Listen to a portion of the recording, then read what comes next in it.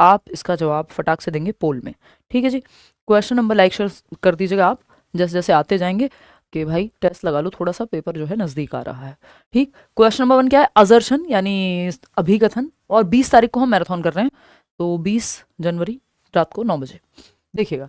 तो असर्शन यानी अभिकथन, regular interaction with parents helps teachers understand learners socio cultural backgrounds, यानी माता पिता से नियमित संवाद शिक्षक को विद्यार्थियों की सामाजिक सांस्कृतिक पृष्ठभूमि समझने में सहायता करता है। ये बात सही है कि गलत है? फटाफट से बताओ भाई। अगर रेगुलर इंटरेक्शन है पेरेंट्स के साथ, इसीलिए आप देखते हैं समय समय पे पेरेंट टीचर मीटिंग्स स्कूल में होती रहती हैं। क्यों? क्योंकि अगर जिस बैकग्राउंड से, जिस परिप्रेक्ष्य से, जैसा कि वाइगॉस्की कह रहे हैं, सोशियो कल्चरल पर्सपेक्टिव या डेवलपमेंट में भी सामाजिक सांस्कृतिक परिप्रेक्ष्य बच्चे का बहुत महत्वपूर्ण है। हम ये नहीं कह सकते कि बच्चे के विकास पे वो जिस समाज, जिस संस्कृति से आ रहा है, जो त्योहार मनाए जा रहे हैं, जिस तरह के समाज में वो रह रहा है, उसका प्रभाव नहीं पड़ेगा। तो हम बच्चे की पृष्ठभूमि को समझ पाए, उस तरह से डील कर पाए, कोई समस्या अगर उसके साथ है, एग्जाम्पल्स किस तरह के देने हैं, किन रणनीतियों का या टीचिंग स्ट्रेटजीज या मेथड्स का इस्तेमाल आगे करना है, ये अगर बच्चे के पेरेंट्स, इसको हम, अगर आप वैसे देखेंगे तो इसको हम कहते हैं मीजो सिस्टम, या मतलब कोई तो एक सिस्टम है, एग्जैक्टली मैं रिकॉल नहीं कर पा रही, मीजो में ही आता है आई बिलीव। पीटीएम्स जो हैं, जो आपका पेपर में आता नहीं है बट हम पहले पढ़ते थे, मैं पढ़ाती थी आपको, मतलब हम डिस्कस करते थे। ये है आपकी, इनका मॉडल है 5 मॉडल्स, एक बार बताओ। ब्रॉनफेन ब्रनर के मॉडल्स हैं 5 MME से जो है हम डिस्कस करते थे, है ना, कि माइक्रो सिस्टम्स होते हैं, फिर मीजो सिस्टम्स होते हैं, जिसमें 2 माइक्रो सिस्टम्स इंटरेक्ट कर रहे होते हैं, जो कि एक माइक्रो सिस्टम परिवार है, दूसरा माइक्रो सिस्टम आपका क्या है? स्कूल है। दोनों अपने आप में इंटरेक्ट कर रहे हैं, तो पीटीएम बन गया। ठीक है ना? तो ये बात सही है कि नहीं है? बिल्कुल सही है। इसीलिए हम पीटीएम्स रखते हैं कि बच्चे की सांस्कृतिक पृष्ठभूमि से टीचर जो है अवगत रहे। रीजन क्या है इसका? Learning is influenced by social cultural and emotional factors beyond the classroom, यानी जो अधिगम है, सीखना है, वो केवल कक्षा तक सीमित नहीं है, बल्कि सामाजिक, सांस्कृतिक व भावनात्मक कारकों से भी प्रभावित होता है। अगर घर में शोर है, बहुत लड़ाई रहती है, या फिर बच्चे का एक पेरेंट नहीं है, सिंगल पेरेंट चाइल्ड है, तो ये सब चीजें बच्चे के अधिगम को प्रभावित करेंगी। तो टीचर को उस तरह से डील करना होता है कि किसी बच्चे के घर में अगर मान लो डेथ हुई है, या कोविड में इतनी सारी डेथ्स लोगों के घर में हुई है, या किसी के माँ बाप हैं या पिताजी हैं जो बहुत ही बीमार रहते हैं, है ना, या वो किस पृष्ठभूमि से आता है, किसी की आर्थिक स्थिति बहुत खराब हो सकती है ना, आसपास कुछ और हो सकता है, कोई जीवन में घटना घटी हो, कोई हो सकता है कोई रेप विक्टिम भी क्यों ना हो, सेक्सुअल अब्यूज हुआ हो किसी बच्चे के साथ। तो ये सब जो एस्पेक्ट्स हैं, जो समाज है, संस्कृति और इमोशनल फैक्टर्स हैं, कि इमोशंस किस जगह पे हैं बच्चे के, ये सब प्रभावित करेंगे बच्चे के अधिगम को। ये बात सही है कि नहीं है? तो अगर हम देखें, ये दोनों बातें इंडिपेंडेंटली अपने आप में सही हैं। तो पूछा है कि रेगुलर इंटरेक्शन पेरेंट्स के साथ और टीचर्स, पेरेंट्स और टीचर्स का हेल्प करता है बच्चे की सोशियो कल्चरल बैकग्राउंड को समझने में, और ये समझने से क्या होगा? क्योंकि लर्निंग इन्फ्लुएंस होती है social cultural and emotional factors से, इसलिए समझना जरूरी है। ठीक, तो ए भी करेक्ट है, आर भी करेक्ट है, और आर जो है ए का सही एक्सप्लेनेशन भी है, लेकिन नॉट लिखा हुआ है पहले ऑप्शन में, सेकंड के साथ जाएंगे, जो कि 68% लोग सही जवाब दे भी रहे हैं। ए और आर दोनों सत्य हैं, और आर ए की सही स्पष्टीकरण भी है। अब थोड़ा सा स्पीड में चलेंगे, इसको एक मॉक टेस्ट की तरह हमको लेना है ना। आगे बढ़ेंगे, क्वेश्चन नंबर 2 देखिएगा। ये क्या कहता है भाई? A student continues working on a science project even after the teacher announces that it will not be graded. एक विद्यार्थी है जो, जिसको विज्ञान की परियोजना, एक प्रोजेक्ट मिला था, साइंस प्रोजेक्ट, कोई और प्रोजेक्ट भी हो सकता था। बच्चा है एक, बाकी सारे बच्चे हो सकते हैं 5 बच्चे हों, बट एक बच्चा है जो उस प्रोजेक्ट पे लगा हुआ है, जबकि टीचर ने कह दिया इसके नंबर नहीं मिलेंगे, अपनी मर्जी है, करना है तो करो। तो कुछ बच्चों ने छोड़ दिया, क्लास में मान लो 25 बच्चों ने छोड़ दिया, बाकी के 15 बच्चे हैं जो कह रहे हैं नहीं हम तो करेंगे। तो अगर एक बच्चा है वो कंटिन्यूज वर्किंग करता रहता है काम एक साइंस प्रोजेक्ट पे, इवन आफ्टर टीचर ने अनाउंस कर दिया कि it will not be graded, यानी नंबर नहीं मिलने वाले इस प्रोजेक्ट के, the student reports enjoying the challenge and curiosity involve. बच्चा क्या कहता है कि भाई मुझे ये जो चैलेंज है इस प्रोजेक्ट को करने में, ये जो मॉक टेस्ट में आप क्वेश्चंस करा रहे हो, इससे जिज्ञासा है कि मैं नए क्वेश्चन सॉल्व कर पा रहा हूं कि नहीं कर पा रहा हूं, मॉक में जवाब दे पा रहा हूं कि नहीं दे पा रहा हूं। बेशक ये कोई नंबर थोड़ी जुड़ेंगे सीटेट में। इट्स लाइक प्री बोर्ड में बच्चा बहुत अच्छा परफॉर्म कर रहा है, जबकि हो सकता है कि, हो क्या सकता है, मतलब होता ही है कि ऐसा तो नहीं है कि जीवन में वो कहीं मार्कशीट यूज होनी हो, कहीं एडमिशन के लिए हो जाए बात अलग है, बट एक्चुअल में तो वो फाइनल मार्कशीट नहीं है ना जो प्री बोर्ड में नंबर है। ठीक, तो क्यों? क्योंकि बच्चे को चैलेंज महसूस हो रहा है, क्यूरियोसिटी, जिज्ञासा, है ना। दिस सिचुएशन इलस्ट्रेट्स, क्या इलस्ट्रेट करती है? कोई रीजन बाहर तो नहीं है, जब नंबर मिलेंगे ही नहीं तो रीजन अंदर है, अंदर है तो इंट्रिंसिक मोटिवेशन है, आंतरिक अभिप्रेरणा है। अगर रीजन बाहर हो तो एक्सटर्नल मोटिवेशन है, और दोनों आपस में जुड़े हुए हैं बहुत ही कॉम्प्लेक्स रूप में। ठीक है, तो extrinsic motivation based on reward, reward तो खत्म हो गया ना, ग्रेड्स तो खत्म हो गए कि ए प्लस मिलेगा कि बी प्लस मिलेगा कि 90% मिलेगा, वो तो चक्कर ही खत्म कर दिया टीचर ने। Instrumental motivation for future goals, यानी भविष्य के लक्ष्यों हेतु साधनात्मक, तो आगे आने वाले उसके लिए इंस्ट्रूमेंटल मोटिवेशन, इंस्ट्रूमेंट बनेगी ये मोटिवेशन। क्यों भाई, हमें क्या पता, आगे हो सकता है किसी और फील्ड के कोई टास्क मिलने वाले हों। Intrinsic motivation driven by interest, बच्चे की रुचि है उस काम में तभी वो चैलेंज महसूस कर रहा है, क्यूरियस है, जिज्ञासु है, Joy of learning, learning for the sake of learning, सीखने का जो रीजन है वो अंदर है बच्चे के। डी ऑप्शन क्या है, negative motivation due to fear of failure, number तो मिल ही नहीं रहे, फेल होने का तो डर ही नहीं है, तो C option is the right answer, या थर्ड ऑप्शन जो है आपका वो सही है। आगे बढ़ेंगे क्वेश्चन नंबर 3 पर, which statement best differentiate learning from development. भाई लर्निंग एक प्रोसेस है, डेवलपमेंट एक प्रोसेस है, लर्निंग को हम process and product as well बोल देते हैं कई बार। तो लर्निंग और डेवलपमेंट के बीच का अंतर कौन सा एक स्टेटमेंट है जो डिफरेंशिएट कर पाता है, सीखना और विकास में सही अंतर कौन सा है, या अधिगम और विकास में, या अधिगम एवं विकास में। लर्निंग और डेवलपमेंट क्या है, हम बात करते हैं ना लर्निंग का रिश्ता क्या कहलाता है डेवलपमेंट के साथ, यानी लर्निंग की जब हम बात करते हैं तो लर्निंग का क्या रिश्ता है डेवलपमेंट के साथ, ये हम पहले ही चैप्टर में हमेशा डिस्कस करते हैं, यूट्यूब पे भी ये बात हुई थी, अगर आपने वो डेमो सेशन भी देखा होगा तो आप बता पाओगे, ठीक है ना। तो सीखना और विकास में सही अंतर कौन सा है, तो learning is qualitative, development is quantitative. अधिगम गुणात्मक है और विकास मात्रात्मक है। 50% लोग ए ऑप्शन कह रहे हैं सही, अटक गए आप, जबकि छोटा सा प्यारा सा क्वेश्चन है, गलत जवाब दे रहे हैं आप। किसने कह दिया लर्निंग क्वालिटेटिव ही होती है, क्वांटिटेटिवली नहीं हो सकती लर्निंग, हो सकती है। भाई आपने कल से कितना बेहतर आज आप भाग पाए, आपने रनिंग सीखी और कल आपने 100 मीटर को कंप्लीट किया था 1 सेकंड में, 3 सेकंड में, व्हाटएवर, 1 किलोमीटर गए थे आप 2 मिनट में, 5 मिनट में, और कल गए थे 5 मिनट लगे थे आपको 1 किलोमीटर जाने में, आज आपने 2 मिनट में चले गए, तो क्या ये क्वांटिटी में मेजरेबल नहीं है, बिल्कुल मेजरेबल है। तो लर्निंग क्वांटिटेटिव भी हो सकती है, क्वालिटेटिव ही क्यों होगी, क्वालिटेटिव भी हो सकती है but it can be quantitative as well, ठीक। तो मात्रात्मक भी हो सकती है, सिर्फ गुणात्मक होगी ये किसने कह दिया। भाई मात्रा तो माप सकते हो ना, जब आपको नंबर मिल रहे हैं किसी चीज के तो इसका मतलब लर्निंग को तो मापा तो जा सकता है, सारी चीजों को लर्निंग में मापा जा सकता है, ये जरूरी नहीं है। विकास मात्रात्मक है ये भी कहना गलत हो जाएगा, क्योंकि विकास तो दोनों है, क्वालिटेटिव और क्वांटिटेटिव दोनों है, और अगर एक चूज करना पड़े तो हम गुणात्मक चूज करते हैं, समझ रहे हो। तो ऐसे गलत गलत जवाब दोगे कैसे चलेगा। Learning is a relatively permanent change due to experience, हाँ ये लर्निंग की एक परिभाषा है, लेकिन ये लर्निंग की एकमात्र परिभाषा नहीं है कि अधिगम अनुभव के कारण होने वाला अपेक्षाकृत स्थायी परिवर्तन है, कि आपने इंग्लिश बोलना सीखा, एफर्ट किया, प्रैक्टिस किया और आपके व्यवहार में परिवर्तन हो गया, अब आप इंग्लिश का जवाब इंग्लिश में दे देते हैं। या आपने साइकिल चलाना सीख लिया, व्यवहार में परिवर्तन है। अब वो वैसे वाला व्यवहार नहीं है कि वर्बल व्यवहार की बात नहीं हो रही है यहाँ, तो ये बात तो सही है, ये बिहेवियरिस्टिक व्यवहारवादी एक परिभाषा है, बट बाकी के ऑप्शंस भी देखेंगे। Development depends only on schooling, ये तो हम नहीं कह सकते कि लर्निंग या डेवलपमेंट सिर्फ स्कूलिंग पे बेस्ड है, तो जो स्कूल नहीं गया उसका विकास नहीं हुआ, फिर तो कबीरदास कभी कबीरदास नहीं होते, है ना। एल्बर्ट आइंस्टाइन, ये आपके थॉमस एल्वा एडिसन जिनको स्कूल से निकाल दिया गया था, तो वो भी फिर कभी जो है खोज नहीं कर पाते, समझ रहे हो। तो ये तो वैसी बात हो गई कि अगर स्कूल में ही हो रही है लर्निंग और डेवलपमेंट, तो जब स्कूल में नहीं जा रहे थे जो लोग, तो वो कभी स्मार्ट ही नहीं है।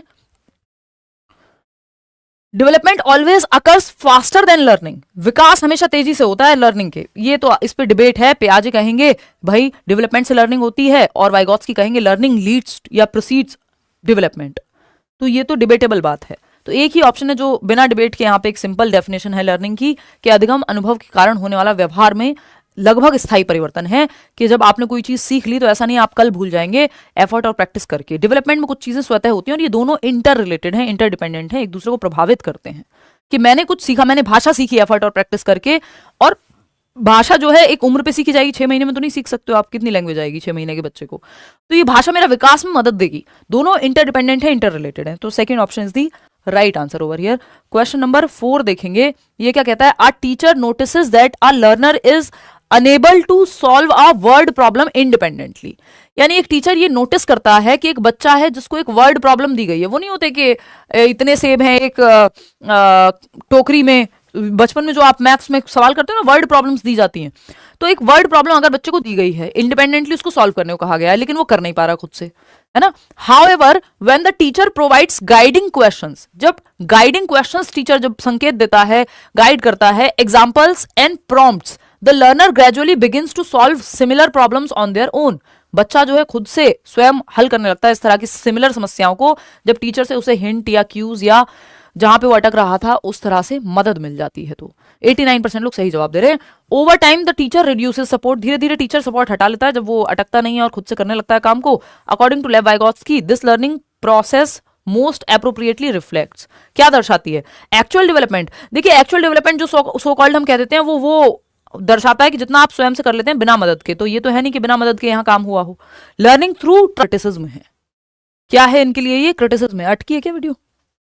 तो क्यों अटकी है जब यहां से सब कैसे चल रहा है? ओके ठीक चल रहा है, तो आपने रिफ्रेश ही नहीं किया होगा, है ना? चल अच्छा नहीं चल रहा। अरे यार हुआ क्या ये इशूज नहीं चाहिए यार हमें, है ना? चलो खैर अभी देखना। हाँ पता नहीं यहाँ से तो सब ओके ही था, ये 60 FPS किया हुआ था। चलो खैर, तो मैंने एक्सप्लेन कर दिया, फिर से आपको बता देती हूँ कि यहाँ पे हिंट दे करके सिखाने की बात हुई है। मुझे लग रहा है आज शुरू से ही बफरिंग है। हिंट देख करके सिखाने की बात हुई है कि बच्चा जब इंडिपेंडेंटली कोई चीज़ करने लगेगा तो ये मदद आप हटा लेंगे। और बायोलॉजिकल एस्पेक्ट यानी जैविक परिपक्वता या जेनेटिक्स को, जीन्स को तो वाइगोत्स्की ने इग्नोर ही किया है, ये तो इनका क्रिटिसिज्म भी है। तो जोन ऑफ प्रॉक्सिमल डेवलपमेंट में बच्चा स्कैफोल्डिंग यानी टेम्परेरी मदद के साथ कितना खुद से सॉल्व कर पा रहा है वो थर्ड ऑप्शन में ही बताया गया है। क्वेश्चन नंबर 5 देखिएगा आप और बताइएगा। क्वेश्चन नंबर 5 क्या कहता है? In a classroom a teacher encourages student to justify their answers. Teacher ने एनकरेज किया बच्चे को कि जो जवाब तुमने दिया उसको जस्टिफाई करो कि सही क्यों है। कोई जवाब सिर्फ सही जवाब नहीं देना है, सही जवाब है क्यों, वो इस पे चर्चा करने को टीचर ने कहा है। बात सही है?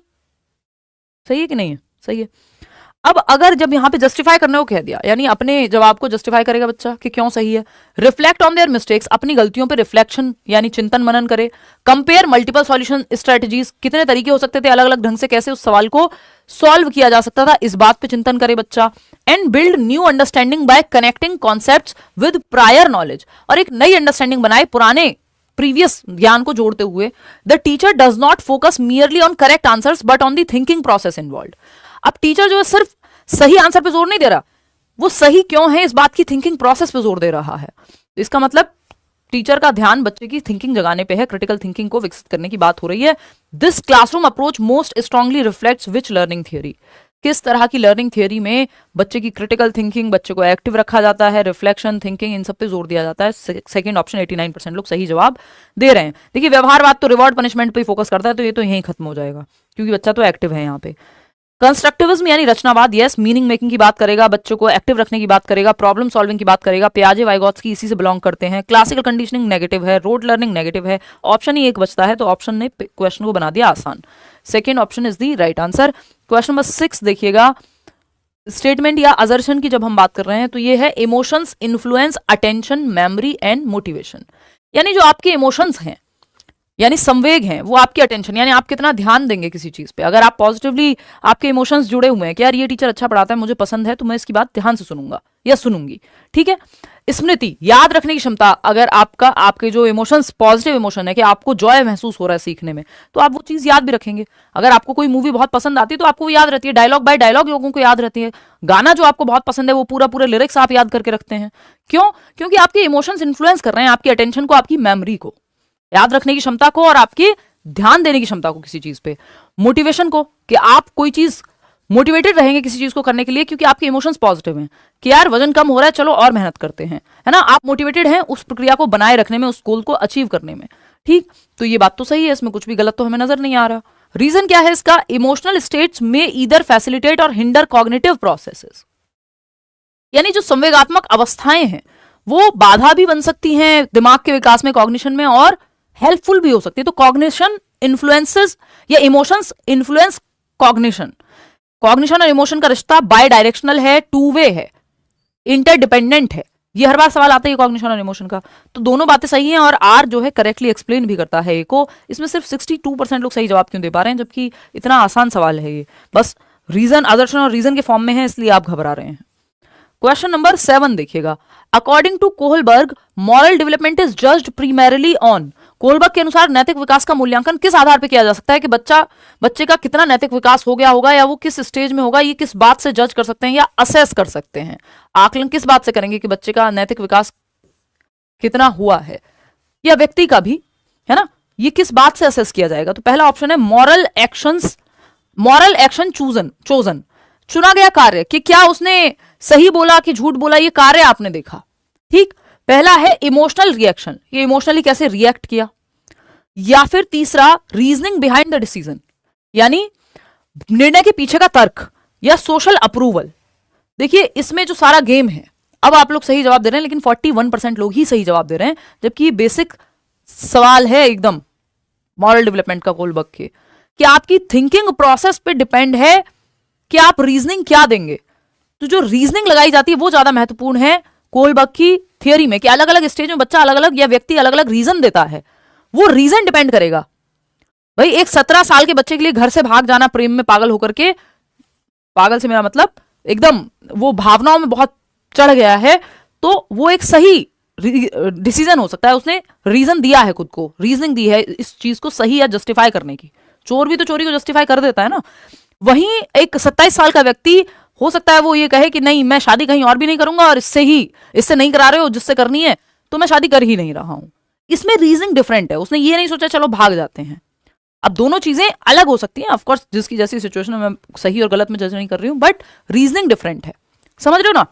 17 साल का व्यक्ति का पेट प्रेम से सिर्फ भर सकता है, 27 साल में आपको लगेगा नहीं रोटी भी चाहिए होती है, सिर्फ प्रेम से पेट नहीं भरेगा। तो रीजनिंग अलग है। देख लो एज के हिसाब से रीजनिंग बदलती है, कॉग्निटिव मैच्योरिटी के हिसाब से रीजनिंग बदलती है। इसलिए पियाजे की थ्योरी पे बेस्ड है कोलबर्ग की थ्योरी, क्योंकि जैसे जैसे एज बदलेगी आपकी रीजनिंग की प्रोसेस बदलेगी और कॉग्निटिव मैच्योरिटी चेंज हो जाएगी, तो फिर आपकी थिंकिंग रीजनिंग चेंज हो जाएगी, तर्क करने की क्षमता अलग हो जाएगी। तो जो तर्क आप हो सकता है 3 की उम्र में देते थे, कि 10वीं में किसी ने कहा भाई 11वीं आ गई है अब तो ब्रेकअप करना है क्योंकि पढ़ाई पे ध्यान देना है ना, और बाद में कोई सेम तर्क दे, तो हो सकता है कि आप इस चीज को ना माने। तो रीजनिंग बिहाइंड द डिसीजन, निर्णय के पीछे का तर्क महत्वपूर्ण है, मॉरलिटी कितनी विकसित हुई है उस चीज के लिए। आगे बढ़ेंगे नेक्स्ट क्वेश्चन पे। नेक्स्ट क्वेश्चन क्या है? क्वेश्चन नंबर 8 है, a question like what would happen if schools had no examination. एक इस तरह का सवाल, कैसा सवाल? What would happen if schools had no examination promotes. ये किस तरह की थिंकिंग प्रक्रिया को प्रमोट करता है? यदि विद्यालयों में परीक्षाएं ही न हो तो क्या होगा? व्हाट इफ, ये किस तरह का सवाल है? दिशाओं में सोचने के लिए मजबूर करेगा बच्चे को। 84% लोग सही जवाब दे रहे हैं बिल्कुल। ये रिकॉल थोड़ी है कि याद करके बता दोगे कि हाँ ये तो हमें बचपन से पढ़ाया जाता है कि स्कूल ही ना हो तो कैसा हो, तो हम कैसे पढ़ेंगे। ये सिलेबस में थोड़ी होता है आपके स्कूल टेक्स्ट बुक में, तो याद रखने की बात नहीं है। कन्वर्जेंट थिंकिंग, भाई ये तो दिशाओं में सोचने को कह रहा है, और कन्वर्जेंट थिंकिंग में उल्टा होता है कि एक क्वेश्चन है, जैसे कन्वर्जेंट थिंकिंग का उदाहरण है ये एमसीक्यू, कि एक क्वेश्चन है, इससे 4 ऑप्शन है, 4 ऑप्शन से एक सही ऑप्शन पे आना है, तो ये सिकुड़ती हुई चिंतन प्रक्रिया होती है अभी सारी, है ना। तो यहाँ पे आपको दिशाओं में सोचना पड़ेगा कि अच्छा सोचो स्कूल ही ना हो दुनिया में तो बच्चे कैसे सीखेंगे, कैसी होगी दुनिया। सुबह उठ के स्कूल नहीं जाना पड़ेगा, कोई बच्चा कहेगा मैं तो बहुत खुश हो जाऊंगा, कोई बच्चा कहेगा मैं दादी नानी से सीख लूंगा, मैं अपने पापा जी से सीख लूंगा, मैं फलानी चीज सीखूंगा, मैं ये करूंगा। तो दिशाओं में सोचने की बात आएगी जब हम कहेंगे इस तरह का कि व्हाट इफ सिनेरियो हमने दे दिया कि बच्चा इमेजिन करेगा, अब दिशाओं में सोचेगा। तो ये डाइवर्जेंट थिंकिंग है, आउट ऑफ द बॉक्स सोचना है, लीक से हट के सोचना है। मेमोराइजेशन यानी याद करना, ये याद करने वाला सवाल थोड़ी है कि इसका कोई उत्तर पहले से रटा हुआ होगा किसी के पास। तो ये एनालिटिकल थिंकिंग भी लगेगी, इसमें बच्चा अलग अलग दिशाओं में सोचेगा, एनालिसिस करेगा बाद में कंक्लूजन पहुंचने के लिए। क्वेश्चन नंबर 9 देखिएगा, स्टेटमेंट है treating all students identically does not ensure equity. यानी ये इंक्लूसिव एजुकेशन से सवाल है आपका, कि आप सारे बच्चों को एक जैसा ही ट्रीट करते हैं, बराबरी, सभी विद्यार्थियों के साथ समान व्यवहार आप कर रहे हैं, तो सभी विद्यार्थियों के साथ समान व्यवहार करना समानता की गारंटी नहीं है, या समता की गारंटी नहीं है। अगर मैं कहूं तो इक्विटी की गारंटी नहीं है। समझ, कोई कह रहा है मैं तो सोती रहूंगी, बहुत बढ़िया जी।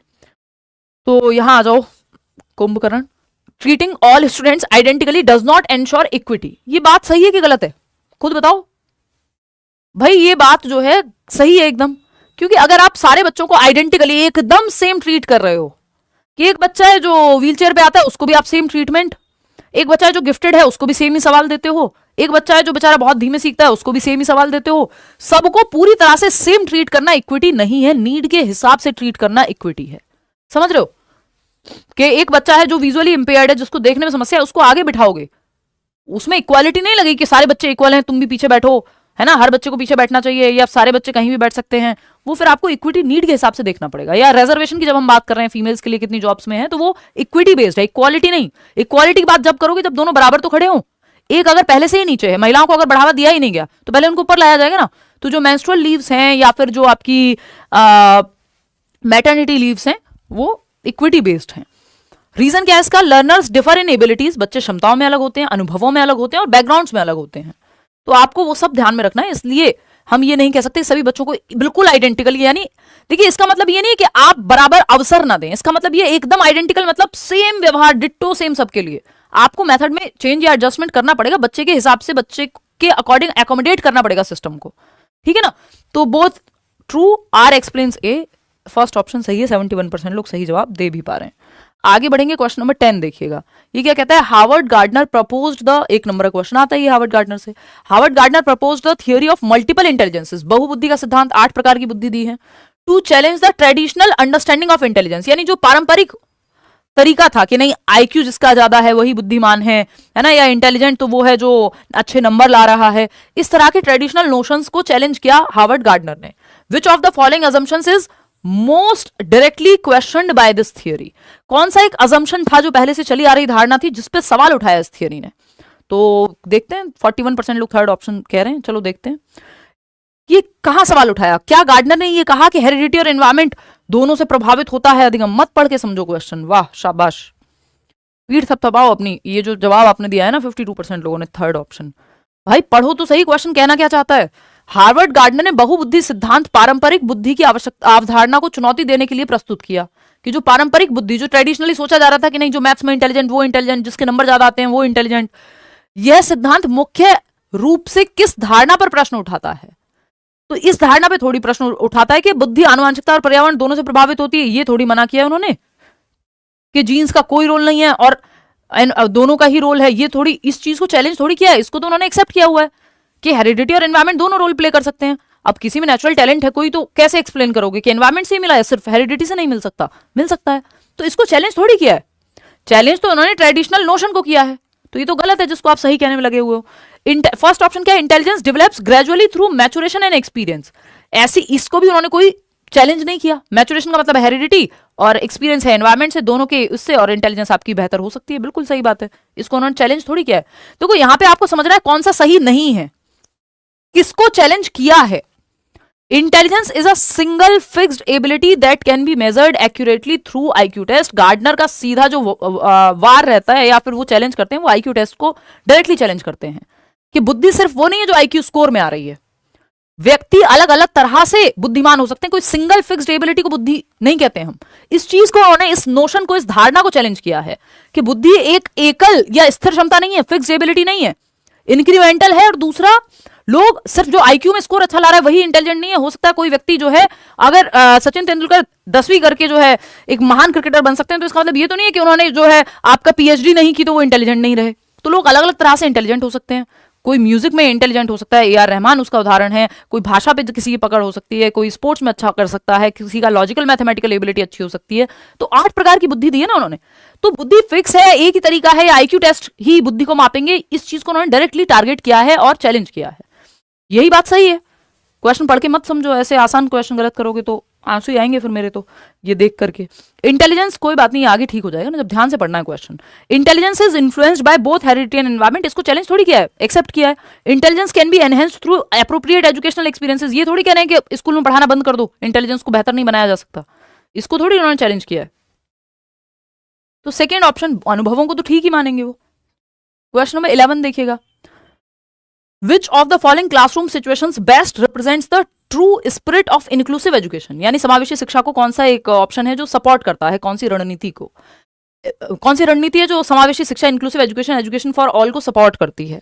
एज एनविजन्ड इन दी कॉन्टेम्परेरी एजुकेशनल पॉलिसीज, यानी जो आज के समय में समकालीन चलने वाली एजुकेशनल पॉलिसीज हैं, यहां नेशनल एजुकेशन पॉलिसी भी लिख सकता था, कोई बहुत बड़ी बात नहीं थी, जवाब सेम ही रहता, नेशनल एजुकेशन पॉलिसी 2020 भी लिख सकता था, ठीक है ना। तो द टीचर यूजेस कि नेशनल एजुकेशन पॉलिसी या शैक्षिक नीतियों में वर्णित समावेशी शिक्षा की वास्तविक भावना को सबसे बेहतर रूप से कौन दर्शाता है, कि हर बच्चे को साथ लेकर के चलो। इंक्लूसिव एजुकेशन क्या कहती है कि एक बच्चा है जो गिफ्टेड भी होगा, हर तरह का बच्चा आपके रेगुलर स्कूल सिस्टम में पढ़ सके, एजुकेशन फॉर ऑल, कि एक ब्लाइंड बच्चा भी सीख सके, गिफ्टेड बच्चा, एक जो स्लो सीखने वाला बच्चा है वो भी सीख सके, हर बच्चा क्लास में पढ़ सके, ये इंक्लूसिव एजुकेशन कहती है। बात सही है।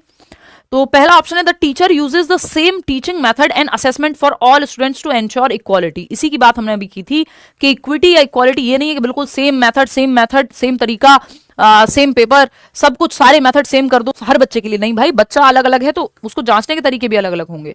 अगर कोई स्पोर्ट्स में अच्छा है तो उसको मैथ्स में थोड़ी जज करोगे। एक बच्चा हो सकता है ओरली अच्छा सुना दे, लिखने में उसको दिक्कत हो तो उस तरह से असेस कर लोगे। तो एक ही मेथड अपनाना सबके लिए गलत है। ये students with disabilities are taught separately using special materials, तो ये भी इंक्लूसिव एजुकेशन के अगेंस्ट चला जाएगा। सेपरेट कर दिया बच्चे को, सेग्रीगेट कर दिया इन्होंने, और segregation is against the law of nature, अलग थलग नहीं करना।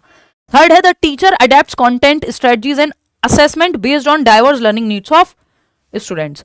शिक्षक विद्यार्थियों की विविध सीखने की आवश्यकताओं के अनुसार विषय वस्तु, रणनीतियां और मूल्यांकन, यानी पढ़ाने के तरीके, क्या पढ़ाना है, मूल्यांकन कैसे करना है, इन सब स्ट्रेटजीज में बच्चे की नीड के अकॉर्डिंग अलग अलग मेथड्स, अलग अलग जो कंटेंट है और रणनीतियां हैं, इवैल्यूएशन तरीके हैं, वो अपनाना, यानी अडेप्ट करना या एकोमोडेट करना बच्चों के नीड के हिसाब से, है ना, बच्चों की नीड के हिसाब से। ये आप अगर बैच में एनरोल कर रहे हैं तो करियर विल ऐप डाउनलोड करके टीचिंग सेक्शन में जाके कई सारे बैचेस हैं, आप देख सकते हैं, देखिएगा। एंड मोमेंट में आपको लगे कि नोट्स पढ़ लेने हैं। एनीवे, हम बात कर रहे थे कि बच्चे को एकोमोडेट करना है, बच्चों को क्या करना है, एकोमोडेट करना है आपको इंक्लूसिव एजुकेशन में। तो बच्चे के हिसाब से सिस्टम को चेंज करेंगे, ना कि बच्चे को चेंज करेंगे, ठीक है ना। चाहे वो आपकी इंस्ट्रक्शन हो, यानी पढ़ाने का तरीका हो, टीचिंग मेथड्स हो, चाहे वो आपकी कंटेंट हो, इवैल्यूएशन का तरीका हो। फोर्थ ऑप्शन है students are promoted solely on the basis of standardize test. नहीं भाई, स्टैंडर्डाइज टेस्ट जो है इंडिविजुअल डिफरेंसेस को डिसमिस कर देता है। तो स्टैंडर्डाइज टेस्ट तो सबके लिए एक ही जैसा है ना, अब सीटेट का पेपर सबके लिए एक ही जैसा होगा, तो इंडिविजुअल डिफरेंसेस का उसमें ध्यान नहीं रखा जाता, इसलिए इंक्लूसिव एजुकेशन के फेवर में वो उस तरह से नजर नहीं आता। अब एक और सवाल है आपका इवैल्यूएशन से, सीसीई से, assessment for learning is fundamentally different from assessment of learning. यानी ये जो असेसमेंट फॉर लर्निंग है ये अलग है असेसमेंट ऑफ लर्निंग से, यानी अधिगम के लिए आकलन अधिगम का आकलन से अलग है, बिकॉज असेसमेंट फॉर लर्निंग। क्यों अलग है? क्योंकि सीखने के लिए मूल्यांकन, अब बच्चों को एक्टिव रखेगा सीखने के लिए मूल्यांकन, सिंपल जवाब। 45% लोग, 70% लोग सेकंड ऑप्शन कह भी रहे हैं। Is conducted only after completion of a unit, पूछा है, अगर यहां असेसमेंट ऑफ लर्निंग होता तो जवाब बदल जाता, बिकॉज असेसमेंट फॉर लर्निंग सिर्फ इकाई या सत्र या यूनिट कंप्लीट होने पे ही टेस्ट लिया जाता है। नहीं भाई, ये तो ऑफ लर्निंग का उदाहरण है, फॉर लर्निंग का नहीं। ऑफ का मतलब है जब लर्निंग हो चुकी है तब आप टेस्ट ले रहे हो, तो ये तो फॉर लर्निंग पूछा है हमसे। Focuses on providing continuous feedback to improve learning during instruction. हाँ, ये असेसमेंट फॉर लर्निंग है। ड्यूरिंग टीचिंग लर्निंग प्रोसेस, आकलन की प्रक्रिया चल रही है, जैसे हम अभी क्या है, ये मॉक टेस्ट ले रहे हैं, ये आकलन की प्रक्रिया चल रही है ताकि आपको फीडबैक मिल सके। इससे कोई फाइनल नंबर नहीं मिलने वाले कि कहाँ इंप्रूवमेंट की गुंजाइश है। तो आपके साथ साथ डिस्कशन भी हो रहा है, टॉपिक भी क्लियर कर रहे हैं और आकलन भी चल रहा है। फिर है is mainly used for grading, ranking and certification. ये भी ऑफ लर्निंग में होता है, समेटिव आकलन में होता है। फॉर्मेटिव का पार्ट है ये जो असेसमेंट फॉर लर्निंग है, ना कि समेटिव का। Relies primarily on standardized and non reference test, नहीं। तो 93% लोग इसमें सही जवाब दे ही रहे हैं, तो कोई दिक्कत है सच है नहीं। Second option. क्वेश्चन नंबर 13 देखिएगा, ये क्या है, standardize test alone are insufficient for inclusive classroom. यानी सिर्फ मानकीकृत परीक्षण ही अगर हम लेंगे तो वो समावेशी शिक्षा के लिए सफिशिएंट नहीं है, समावेशी शिक्षा के लिए पर्याप्त नहीं है। समावेशी शिक्षा में हर तरह का बच्चा होगा और हर तरह के बच्चे की नीड सिर्फ स्टैंडर्डाइज टेस्ट से फुलफिल नहीं होगी। कुछ आपको जो टीचर मेड टेस्ट हैं वो भी लेने पड़ेंगे। स्टैंडर्डाइज टेस्ट बड़ी पॉपुलेशन के लिए एक जैसे ही बनाए जाते हैं। क्राइटेरियन और नॉर्म रेफरेंस टेस्ट इसका उदाहरण है। तो इंक्लूसिव एजुकेशन में तो आपको इंडिविजुअल डिफरेंसेस का ध्यान रखना है, जो इंडिविजुअल डिफरेंसेस का ध्यान स्टैंडर्डाइज टेस्ट में रखा नहीं जाता। ये तो सबके लिए एक ही जैसे बनते हैं। ये बात तो सही है कि सफिशिएंट नहीं है। रीजन क्या है? They fail to reflect individual learning progress. या इंडिविजुअल, ये कई बार पूछा जा चुका है अलग अलग तरह से, सेम क्वेश्चन नहीं आया है, क्वेश्चन फ्रेश है। ये व्यक्तिगत सीख की प्रगति को नहीं दर्शाते। ये बात सही है, व्यक्तिगत विभिन्नताओं की प्रगति, ये इंडिविजुअल कैसे प्रोग्रेस कर रहे हैं ये टेस्ट से पता नहीं लग पाता स्टैंडर्डाइज टेस्ट से, क्योंकि ये तो सबके लिए एक जैसे हैं, है ना। टीचर मेड टेस्ट या मॉक टेस्ट या खुद से जो आप लगा रहे हैं वो आप समझ पाएंगे उसमें कि हाँ मेरी फीडबैक मिल पाएगा, यहाँ पे नहीं मिल पाता। ये दोनों ही बातें सही हैं। 68% लोग दे भी रहे हैं सही जवाब कि बोथ ट्रू और आर एक्सपीरियंस ए, दोनों सत्य हैं और आर ए की व्याख्या भी करता है, क्योंकि इंडिविजुअल डिफरेंसेस को नहीं समझ पाते प्रोग्रेस को। इसलिए बात सही है कि इंक्लूसिव एजुकेशन